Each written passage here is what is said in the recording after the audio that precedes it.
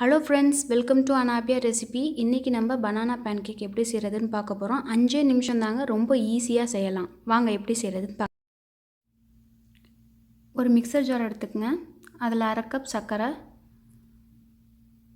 1 cup பால், 2 முட்டை,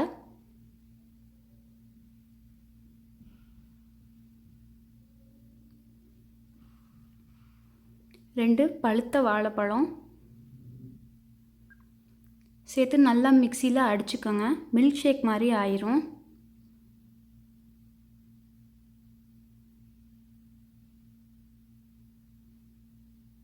ஒரு பவுலில் 1 கப் மைதா, 1 டீஸ்பூன் பேக்கிங் பவுடர், 1 சிட்டிகை உப்பு போட்டு நல்லா ஜல்லடையில் சலிச்சு எடுத்துக்கோங்க.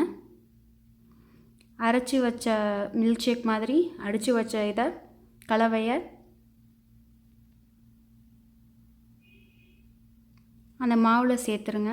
சேர்த்து நல்லா கலந்து விடுங்க. ஒரு கட்டி கூட இருக்கக்கூடாது, நல்லா கலந்து விட்டுறணும். இங்கே பாருங்கள், நல்லா கலந்துருக்கு, ஒரு கட்டி கூட இல்லை.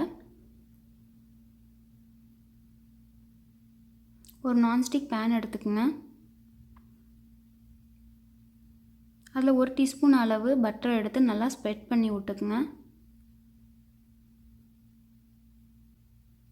அடுப்பை மிதமான சூட்டில் வச்சுக்கோங்க. கலந்து வச்ச மாவை எடுத்து ஊற்றிடுங்க. ரொம்ப திக்காகவும் இருக்கக்கூடாது, ரொம்ப தின்னாகவும் இருக்கக்கூடாது, மீடியம் லெவலில் இருக்கணும். 3 நிமிஷம் மூடி வச்சுருங்க. 3 நிமிஷத்துக்கு அப்புறம் எடுத்திங்கன்னா மேலே பபிள்ஸாக இருக்கும். அப்போது நம்ம பேன்கேக் கொஞ்சம் வெந்திருக்கு, ரெடியாக இருக்குன்னு அர்த்தம். திருப்பி போட்டுருங்க. பேன்கேக்கை திருப்பி போட்டு 3 நிமிஷம் வெயிட் பண்ணணும். பனானா பேன்கேக் ரொம்ப டேஸ்டியாக இருக்கும். குழந்தைங்க இப்போ ரொம்ப டிஃப்ரெண்ட்டாக எதிர்பார்க்குறாங்க.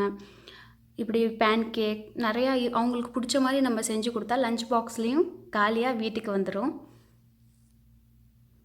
இதில் உங்களுக்கு சர்க்கரை பிடிக்கலனா நான் சர்க்கரை போட்டிருக்கேன். உங்களுக்கு சர்க்கரை பிடிக்கலனா நீங்கள் வெல்லம் கூட இடித்து போட்டு சர்க்கரைக்கு பதிலாக யூஸ் பண்ணிக்கலாம். காலையில் எழுந்திரிச்சு ரொம்ப ஈஸியான வேலை. நம்ம பேன்கேக் ரெடி ஆகிடுச்சு, பனானா பேன்கேக். இதே மாவில் நான் இன்னொரு மெத்தடும் சொல்லித்தரேன், குழந்தைங்களுக்கு ரொம்ப பிடிக்கும். மாவு எடுத்து ஸ்ப்ரெட் பண்ணிக்கங்க. அதே மாதிரி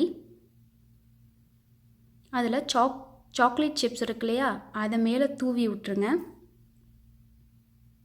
ஏன்னா குழந்தைங்களுக்கு சாக்லேட்னால் ரொம்ப பிடிக்கும். இதில் பேன்கேக்கில் சாக்லேட்ஸ் இருந்துச்சுன்னா இன்னும் ரொம்ப விரும்பி சாப்பிடுவாங்க. நம்ம இது ஒரு டிஃப்ரெண்ட்டாக கூட பண்ணி வைக்கலாம்.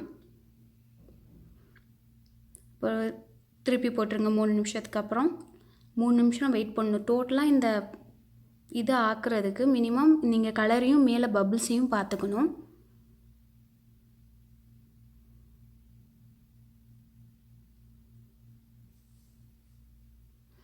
பனானா பேன்கேக் ரெடி ஆகிடுச்சு. அதில் கொஞ்சோண்டு பட்டரை தடவிக்கங்க.